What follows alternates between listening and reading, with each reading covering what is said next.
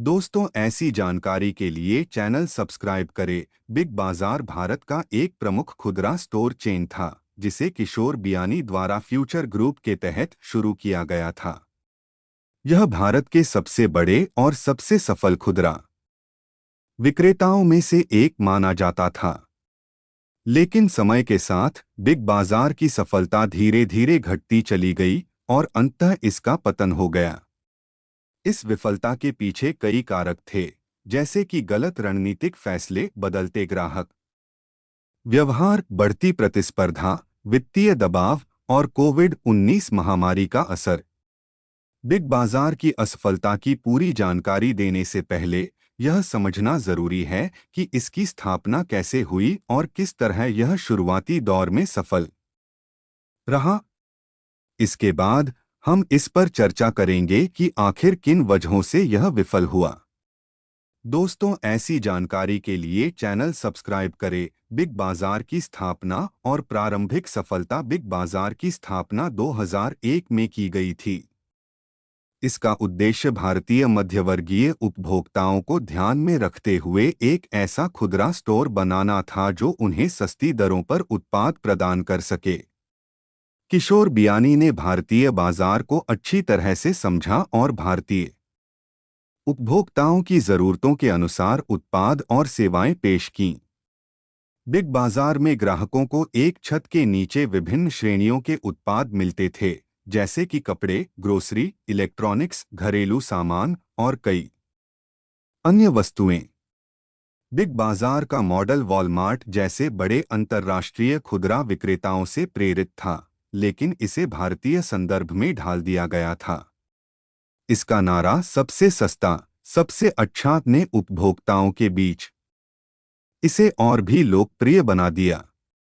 Big बाजार ने विभिन्न त्योहारों और छुट्टियों के समय पर बड़े-बड़े सेल इवेंट्स आयोजित करके ग्राहकों को आकर्षित किया। इसके अलावा इसका विस्तार तेजी से हुआ और यह विभिन्न छोटे और बड़े शहरों में फैल गया। बिग बाजार ने छोटे शहरों में भी अपने स्टोर खोले, जिससे वह उन क्षेत्रों में भी पहुंच गया जहां पर आधुनिक खुदरा विक्रेताओं की पहुंच नहीं थी। बिग बाजार की सफलता के प्रमुख कारण। 1. भारतीय उपभोक्ताओं की समझ। बिग बाजार ने भारतीय उपभोक्ताओं की आदतों और ज़रूरतों को गहराई से समझा। इसने सस्ती दरों पर उत्पाद उपलब्ध कराए जो भारतीय उपभोक्ताओं को बहुत पसंद आए। इसके अलावा स्टोर का डिज़ाइन भी भारतीय बाजार के हिसाब से किया गया, जहां ग्राहक सामान खरीदते वक्त एक स्थानीय बाजार जैसा अनुभव महसूस करते थे। 2. विस्तृत उत्पाद श्रेणी। बिग बाजार ने अपने ग्राहकों को एक ही स्थान पर विभिन्न प्रकार के उत्पाद उपलब्ध कराए। इससे ग्राहकों को अलग अलग सामान के लिए अलग अलग जगह जाने की जरूरत नहीं पड़ी, जिससे समय और पैसे दोनों की बचत हुई। 3. प्रमोशन और छूट अभियान। बिग बाजार ने अपने प्रचार और छूट अभियान में काफी ध्यान दिया। इसके विशेष छूट के दिन, जैसे महाबचत दिवस और संडे बाजार, भारतीय ग्राहकों के बीच बहुत लोकप्रिय थे। इन छूट अभियानों ने ग्राहकों को आकर्षित करने और बिक्री बढ़ाने में अहम भूमिका निभाई। 4. ग्राहक अनुभव। बिग बाजार ने अपने स्टोर्स में एक बेहतर ग्राहक अनुभव प्रदान करने का प्रयास किया। स्टोर्स में अच्छा वातावरण, पर्याप्त पार्किंग और अन्य सुविधाओं ने ग्राहकों को बार बार वहां आने के लिए प्रेरित किया। 5. सुविधाजनक स्थान। बिग बाजार ने अपने स्टोर्स को प्रमुख शहरी और अर्धशहरी क्षेत्रों में स्थापित किया, जहां लोगों की आवाजाही ज्यादा होती थी। इससे उन्हें बड़ी संख्या में ग्राहकों तक पहुंचने में मदद मिली।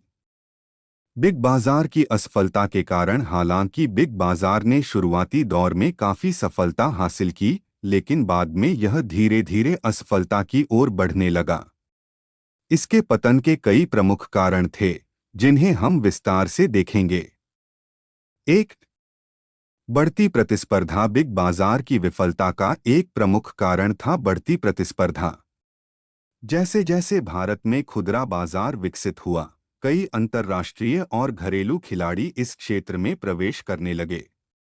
वॉलमार्ट, अमेजन और फ्लिपकार्ट जैसे बड़े ब्रांड्स ने भारतीय खुदरा बाजार में अपने पैर पसारने शुरू किए।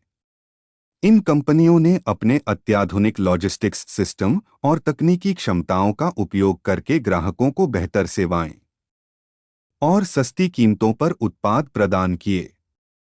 ऑनलाइन खुदरा व्यापार का उदय भी बिग बाजार के लिए एक बड़ा झटका साबित हुआ। जहां बिग बाजार के पास मुख्य रूप से भौतिक स्टोर्स थे, वहीं अमेजन और फ्लिपकार्ट ने ग्राहकों को घर बैठे शॉपिंग करने की सुविधा दी। इसके साथ ही इन ऑनलाइन प्लेटफार्मों ने भी आकर्षक छूट और ऑफर पेश किए, जिससे ग्राहक तेजी से इनकी ओर आकर्षित हुए। इस ऑनलाइन प्रतिस्पर्धा ने बिग बाजार की बिक्री पर गहरा असर डाला। 2. वित्तीय संकट। बिग बाजार की संचालन कंपनी फ्यूचर ग्रुप को वित्तीय संकटों का सामना करना पड़ा। कंपनी ने आक्रामक तरीके से विस्तार किया, जिसके कारण उस पर कर्ज का बोझ बढ़ता चला गया। स्टोर्स की संख्या बढ़ाने और नए क्षेत्रों में प्रवेश करने के लिए किए गए निवेश ने कंपनी की वित्तीय स्थिति को कमजोर कर दिया। इसके अलावा बाजार में बढ़ती प्रतिस्पर्धा और ग्राहकों की बदलती प्राथमिकताओं के कारण कंपनी की मुनाफाखोरी में गिरावट आई। फ्यूचर ग्रुप के कर्जों का भुगतान करने में असमर्थता और वित्तीय संकटों ने कंपनी की साख को प्रभावित किया, जिससे उसे आगे निवेश प्राप्त करने में भी दिक्कतें आईं। इसके साथ ही फ्यूचर ग्रुप की प्रबंधन रणनीतियों में भी खामियां थीं, जिसके चलते वे अपने प्रतिस्पर्धियों के मुकाबले खुद को सशक्त नहीं बना पाए। 3. ई-कॉमर्स का उदय। भारत में ई-कॉमर्स का तेजी से विस्तार बिग बाजार की विफलता का एक और महत्वपूर्ण कारण था। फ्लिपकार्ट और अमेजन जैसी ई-कॉमर्स कंपनियों ने भारतीय उपभोक्ताओं को एक नई खरीदारी का अनुभव प्रदान किया। इंटरनेट की बढ़ती पहुंच और स्मार्टफोन के व्यापक उपयोग ने भारतीय उपभोक्ताओं के शॉपिंग पैटर्न में बदलाव लाया। लोग अब ऑनलाइन खरीदारी को प्राथमिकता देने लगे, क्योंकि यह सुविधाजनक और समय की बचत करने वाली थी। बिग बाजार ने ई-कॉमर्स क्षेत्र में अपेक्षाकृत देर से प्रवेश किया। जब तक फ्यूचर ग्रुप ने अपनी ऑनलाइन उपस्थिति को मजबूत करने की कोशिश की, तब तक अमेजन और फ्लिपकार्ट जैसे बड़े खिलाड़ी इस क्षेत्र में अपनी पकड़ मजबूत कर चुके थे। बिग बाजार का ऑनलाइन प्लेटफॉर्म भी उतना प्रभावी नहीं था और इसे उपयोगकर्ताओं से अपेक्षित प्रतिक्रिया नहीं मिली। 4. गलत रणनीतिक फैसले। फ्यूचर ग्रुप ने समय समय पर कुछ गलत रणनीतिक फैसले भी लिए, जिसने उनकी स्थिति को और खराब कर दिया। इनमें से एक प्रमुख फैसला था भारी विस्तार करना और नए बाजारों में प्रवेश करना, बिना इस बात पर ध्यान दिए कि क्या वे वास्तव में उस विस्तार को संभाल पाएंगे। इससे कर्ज का दबाव बढ़ा और कंपनी अपनी मूल व्यापारिक रणनीति पर ध्यान केंद्रित नहीं कर पाई। इसके अलावा फ्यूचर ग्रुप ने कई अधिग्रहण किए, जो उनकी वित्तीय स्थिति को और खराब करने वाले साबित हुए। कंपनी ने विभिन्न खुदरा ब्रांड्स और चेन स्टोर्स का अधिग्रहण किया, लेकिन इनका सही तरीके से एकीकरण नहीं किया जा सका। इससे फ्यूचर ग्रुप की कार्यक्षमता पर नकारात्मक असर पड़ा और वह बाजार में अपनी स्थिति मजबूत नहीं रख पाए। 5. कोविड-19 महामारी का प्रभाव। 2020 में आई कोविड-19 महामारी ने वैश्विक और भारतीय खुदरा उद्योग को भारी नुकसान पहुंचाया। बिग बाजार के स्टोर्स को लॉकडाउन के दौरान बंद करना पड़ा, जिससे उसकी बिक्री पर गंभीर असर पड़ा।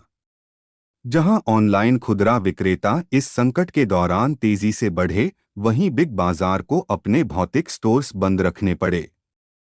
महामारी के दौरान लोग ऑनलाइन शॉपिंग की ओर बढ़ने लगे और बिग बाजार इस बदलाव के लिए तैयार नहीं था। इसके साथ ही बिग बाजार के पास आवश्यक वित्तीय संसाधन भी नहीं थे, जिससे वह इस संकट से निपट सके।